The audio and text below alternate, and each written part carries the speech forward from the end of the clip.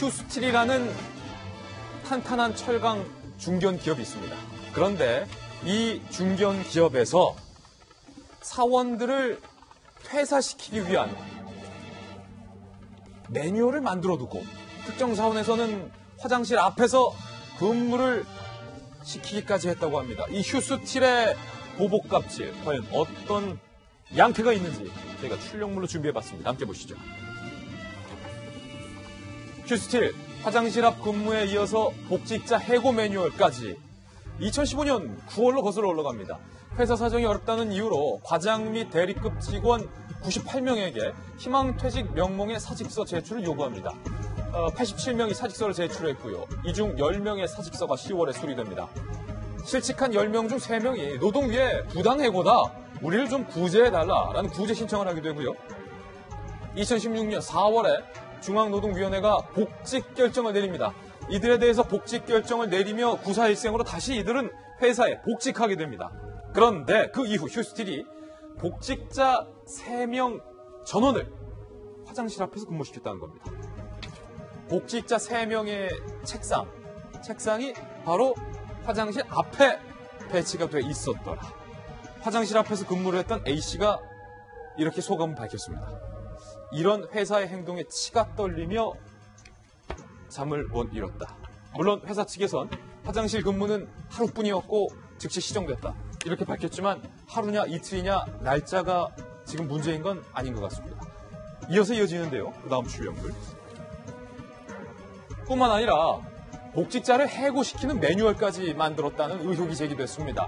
최근 공개된 복직자 관리 방안 내부 문건인데 문모모 집중 근태 관리 및 고강도 업무 지시, 일을 많이 시켜라.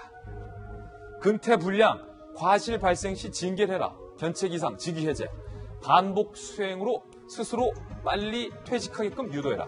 반복 수행. 이걸 계속 시킨다는 거예요. 근태 관리. 어디 갔었어? 이 일 좀 해. 왜 이렇게 태도가 불량해? 징계. 어디 갔었어? 이 일 좀 많이 해. 왜 이렇게 태도가 불량해? 징계. 어디 갔었어? 이렇게 일 좀 많이 해. 계속 반복 수행한다는 거죠. 그럼 사람이 견딜 수 있겠습니까? 사표 내죠. 양모모 관리방안 세부 사항.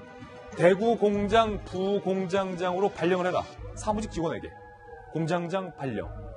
원직 복직 이행. 1차 징계. 직위 보직 해임. 법적 조치. 2차 징계. 징계 해고. 실제로 이게 이루어졌다는 거예요.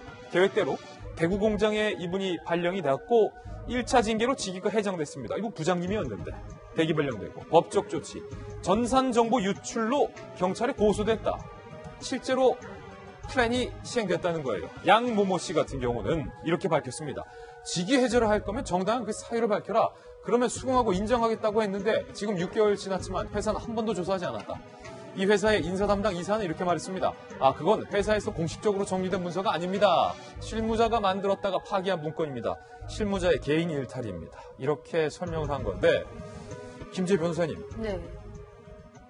화장실 앞에서 근무를 시키고 악질적으로 어디 갔었어? 일 많이 해. 징계. 이거 계속 반복해서 시켜서 조기 퇴직을 요구한다. 네. 그러니까 해고 무효 확인 소송을 하잖아요. 근데 그러고 나서 다시 복직이 되고 났을 때 사실은 굉장히 근로자들이 견디기가 힘들어요. 회사에 들어가서. 회사 입장에서는 한번 해고 무효 소송이 났기 때문에 다시 자를 수는 없고, 그런데 이제 이 사람들이 정말 눈의 가시처럼 여겨지는 거죠. 그렇기 때문에 원래 소송 중에도 굉장히 이렇게 눈총을 많이 그러니까 인신 공격을 굉장히 많이 가하기는 하지만 그걸 다 견디고 다시 복직했다고 하더라도 그 안에서 사실상 버티기가 굉장히 힘든 거예요. 근데 저런 식으로 근데 고강도 업무 지시를 해가지고 근태불량 과실 발생 시 징계를 한다. 그래서 조기 퇴직을 유도하겠다. 이제 이런 식의 계획을 플랜을 짜서 한다는 이야기는 정말 악질 중에 악질이죠. 악질 중에 악질. 하지만 저는 실제로 이제 저런 해고 무효와 관련된 그런 이제 이슈가 있는 회사에서는 실제로 저런 매뉴얼이 존재할 것이라 생각을 합니다. 예. 그래서 사실 이제 휴스틸이 저렇게 좀 걸렸기 때문에 그렇지만 우리나라 근로 문화가 아직도 이렇게 굉장히 후진적이고 저런 일들이 아직 비일비재하고 있다고 생각하기 때문에 반드시 개선돼야 될 그런 이번 일을 계기로 개선돼야 될 그런 부분이라고 생각합니다. 김호연 박사님, 이거 정말 악질 중에 악질이에요. 그렇죠. 이게 저는 그 인터넷에 보면은 기업들 소개하는 란들이 있고 청년들이 이제 취업하기 위해서 여러 가지 커뮤니티들이 있거든요. 거기 휴스틸이라는 기업에 대한 소개들도 간단히 나오는데 여기에 대해서 사람들이 평가하는 평가가 이렇게 나와요. 장점과 단점이 있는데 단점은 군대식 문화로 신규 입사자 10명 중 7, 8명은 얼마 되지 않아서 떠난다라고 얘기를 하는 겁니다. 그러니까 굉장히 힘든 회사임에도 불구하고 여기에 남아져 있는 몇 안 되는 사람들이 모여갖고 이 회사를 이끌어가는 건데 그 열심히 힘든 근무 여건 속에서도 회사를 일하는 사람들을 부당해고시켰던 거고 부당해고 나서 결과적으로 법적 투쟁을 통해 갖고선 복직한 사람들인 건데 앞서 지금 화장실 앞에 근무를 시켰다는 건 작년도의 얘기인 거거든요. 뭐 하루의 문제에 불과했다라고 얘기를 하고 있고 또 이거는 회사가 시킨 게 아니라 그들이 자발적으로 얘기했다라고 하는 뭐 여러 가지 회사 측의 주장도 있습니다만은 결과론적으로 잘못된 문제지 않습니까? 그리고 나서도 세간 언론의 엄청난 지탄을 받았으면 이 문제를 좀 시정하게 노력을 해야 되는데 눈에 가시라고 생각하고 휴스텝한 블랙리스트까지 만들어서 블랙리스트다. 이 사람들을 어떻게든지 간에 회사에서 내쫓기 위한 매뉴얼을 만들고 그걸 실행했다라면 굉장히 큰 문제가 아닐 수 없는 거죠. 그러니까 저는 이 피해자들 입장에서 좀 생각을 해보게 되면 결국은 한 집안의 가장일 것이고 이 굉장히 어찌 보면 근로 여건이 어렵다라고 하는 회사임에도 불구하고 또 회사가 이렇게 나에게 눈총을 주는 상황임에도 결국 끊임없이 남아갖고서 일을 하려고 하는 그분들의 가정문화라든지 생활환경들을 우리가 유추해보게 됐을 경우는 얼마나 이 눈물 나는 상황일지를 고려해보는 거거든요. 만약에 우리 아버지가 우리 어머니가 이 부당한 근로 대우를 받고 있었던 노동자 중에 한 명이라고 생각을 하게 됐을 경우는 있을 수 없는 일인데 그리고 사측 입장에서는 이게 전체 회사 직원으로 봤을 때는 몇 안 되는 분들 아니겠습니까?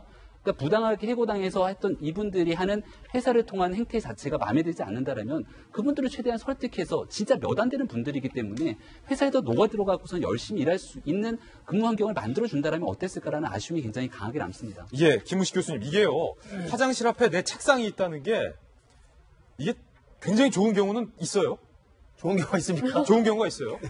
화장실 앞에 책상이 있는데 그게 좋으려면 화장실 딸린 내 사무실 앞에 책상이 있는 경우와 남들이 다 지나다니는 복도 화장실 앞에 책상이 그렇죠. 있는 경우는 정말 극과 극인데 화장실 앞에서 근무를 시켰고 기자가 묻자 회사 측에서 이렇게 해명을 했다는 거예요. 추측하기로는 회사 직원이 이렇게 변명한 거예요. 추측하기로는 화장실 앞에 휴대폰을 충전할 수 있는 콘센트가 바로 화장실 앞에 있다. 그래서 본인들이 알아서 둔 거 아니냐. 정말 갑질 중에 갑질인데요. 그러니까 사실은 그렇게 설명하는 회사 측 관계자 이야기도 왜 그러면 바깥에 두게 했느냐는 질문에 근무 수칙이라는 것을 만들어서 사인을 하게 했는데 그 사인을 거부했다는 거예요. 근데 근무 수칙이 한 20여 개 정도 되는데 정말 회사 측에서 마음대로 그 회사원들에 대해서 갑질할 수 있는 내용들을 사인하게 만드는 내용이었단 말이에요. 그러니까 당연히 부당해고 됐다가 다시 복직이 된 사람 입장에서는 다시 또 내가 너 앞에서 노예 문서에 사인할 수 없기 때문에 거부를 했던 건데 거부를 했으니까 들어오지 말라고 밖에 있으라는 거였다는 거죠. 밖에 있다 보니까 당연히 이 책상을 가지고 콘센트인데 갈 수 있는 거 아니겠습니까? 말씀하신 것처럼 정말 상상할 수 없는 중세 봉건 시대에 있는 사실은 노예에 대한 처우 같은데요. 사실은 저는 이걸 보면서 무슨 생각을 했냐면 제 아는 친구들이나 동기들 중에도 그 공영방송 언론사에 있다가 이른바 이래 부당해고도 한 적이 많이 있습니다. 공영방송에서 파업도 많이 있고 그러기 때문에 그러면 부당해고 됐다가 복직투쟁을 합니다. 그럼 복직투쟁이 굉장히 오랫동안 시간이 걸리면서 사실은 몸도 피폐해지고 마음도 피폐해집니다. 그러나 다행히 복직투쟁에 성공해서 다시 복직이 됩니다. 그럼 복직 결정이 내려지면 회사가 어쩔 수 없이 복직하죠. 그 다음이 문제입니다. 여기서 말한 것처럼 복직이 된 다음에는 그 다음에 말로 할 수 없는 부당대우를 하게 돼 있어요. 기자인데 취재를 못 나가게 하고요. 기자인데 어디 지방에 있는 중개소에 근무를 명합니다. 갈 수밖에 없는 거죠. 스스로 나가게 만드는 거거든요. 저는 그런데 그러한 공영방송의 기자에 대한 부당대우는 그래도 몇 년 버티면 사장이 바뀝니다. 바뀌면 그 문화가 바뀔 수 있어요. 지금 이건 뭡니까? 개인 사적 회사잖아요. 그러니까 개인 기업은 사장이 바뀌지도 않고 오너가 바뀌지도 않습니다. 이 문화는 계속 가는 거예요. 그럼 이 사람들은 버틸 재간이 없는 겁니다.